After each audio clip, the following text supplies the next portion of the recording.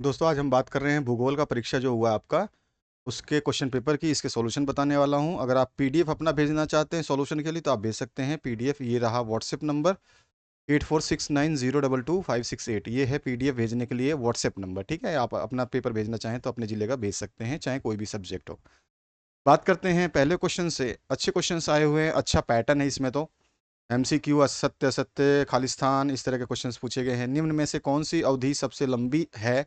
तो इसका सही आंसर आप जो है जिसने पेपर दे दिया है, जिसका ये पेपर था, वो अपने क्वेश्चंस को मैच कर ले, अपना स्कोर बता सकता है। यहाँ पर मैंने सारे के सारे आंसर्स जो है बताए हैं आपको, देखिए कैसे कैसे हैं आपके आंसर्स।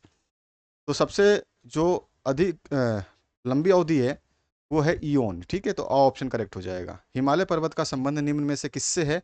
तो तेथिस सागर है ना, इससे हिमालय पर्वत बना हुआ है।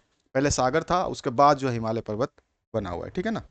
नेक्स्ट जो क्वेश्चन है, निम्नलिखित में से कौन सी नदी पंचनद में शामिल नहीं है? पंचनद में जो है सिंधु को शामिल नहीं किया गया है। निम्न में से किस विद्वान ने भूगोल यानी जियोग्राफी शब्द का प्रयोग किया था? तो सभी को आंसर अच्छी तरह से पता है, इसका आ जाएगा इरेथानिस। ठीक है, इसके बाद जो है आपसे नेक्स्ट क्वेश्चन पूछा गया है, निम्न में से कौन सी नदी भ्रंश घाटी में होकर बहती है? तो वो नर्मदा नदी है।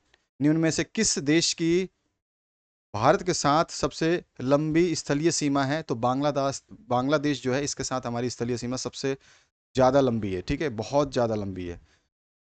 आइए नेक्स्ट क्वेश्चन देखते हैं। यहाँ पर जो है रिक्स्थानों की पूर्ति पूछा गया है। एक वर्ष में प्रकाश जितनी दूरी तय करता है उस दूरी को प्रकाश वर्ष कहते हैं। ठीक है, यहाँ पे खालिस्तान भरना था। उत्तर पश्चिम में अंतः उष्ण कटिबंध अभिसरण क्षेत्र के केंद्र में दोपहर के बाद चलने वाली शुष्क एवं तप्त हवाएं जो है लूह कहलाती हैं। भारत में सर्वाधिक वर्षा खालिस्तान में होती है। तो आपका जो है आप बता देगा, मासी मासिन राम जो है एक जगह है, वहां पर सबसे ज्यादा जो है वर्षा होती है। नेक्स्ट जो क्वेश्चन है, नीला ग्रह खालिस्तान को कहते हैं? तो पृथ्वी को कहते हैं, क्योंकि यहाँ पे सबसे ज्यादा पानी है।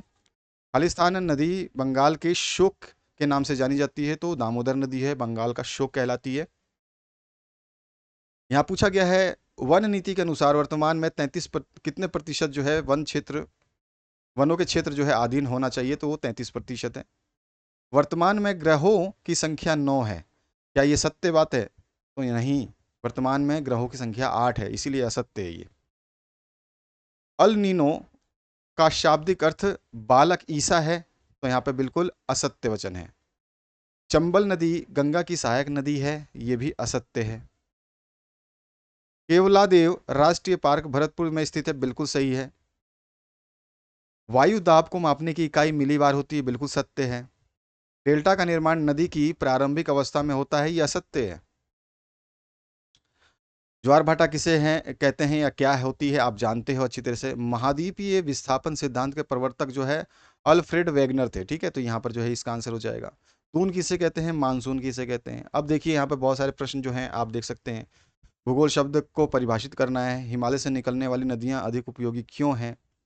भारत के भू आकृतिक खंडों के नाम जो है आपको लिखने हैं। अग्नेय शेल को प्राथमिक शेल क्यों कहते हैं, समझाना है। बांगर और खादर में अंतर स्पष्ट करना है, जो कि आपने कई बार पढ़ा होगा 10वीं में, है ना। भारत की लंबी तट रेखा के क्या प्रभाव है, ये आपको बताना है। साथ ही साथ जो है भारत में ठंडा मरुस्थल कहाँ स्थित है? इस क्षेत्र की प्रमुख श्रेणियों के नाम लिखो।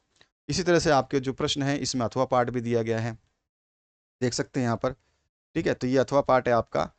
और इन सभी प्रश्नों को जो है विस्तृत रूप से आपको करना है। बाकी जो मानचित्र संबंधी प्रश्न हैं इसमें आपसे क्या पूछा गया है, अरावली पर्वतमाला, सुंदरवन, दिल्ली, तिरुवनंतपुरम और पूर्वी घाट। तो इस तरह का प्रश्न पत्र है जो आपने देखा। आपके एग्जाम में इस तरह का प्रश्न पत्र बिल्कुल आ सकता है, इसमें से बहुत सारे क्वेश्चंस पूछे जा सकते हैं। हमारे पास बहुत सारे जिलों के क्वेश्चन पेपर्स आ रहे हैं, बच्चे भेजते जा रहे हैं हमारे को। तो हम जो है उन पेपर्स को आपके लिए उपलब्ध करा रहे हैं, क्योंकि 50 जिलों में 50 तरह का पेपर है, अलग अलग टाइम टेबल है। अभी तक तो कई जिलों में परीक्षाएं शुरू नहीं हुई है। जहाँ तक है कि 12 तारीख जो है अंतिम मतलब स्टार्टिंग डेट है।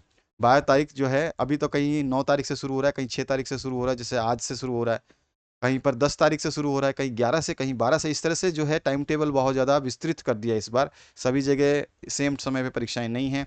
तो कहीं पर हिंदी पहले हो रहा है, कहीं पे हिंदी बाद में हो रहा है, कहीं पे गणित पहले हो रहा है, कहीं गणित बाद में हो रहा है। तो मतलब मैं बता रहा हूँ, कहीं राजनीति विज्ञान पहले हो रहा है, कहीं राजनीति विज्ञान बाद में हो रहा है। तो इस तरह से आपके सोच लेने हैं कि जो प्रश्न पत्र आपको मिल रहे हैं उनको पढ़ लीजिए। प्ले लिस्ट आपके सामने आ रही है, इसको चेक कर लीजिए। Thank you very much, have a good day.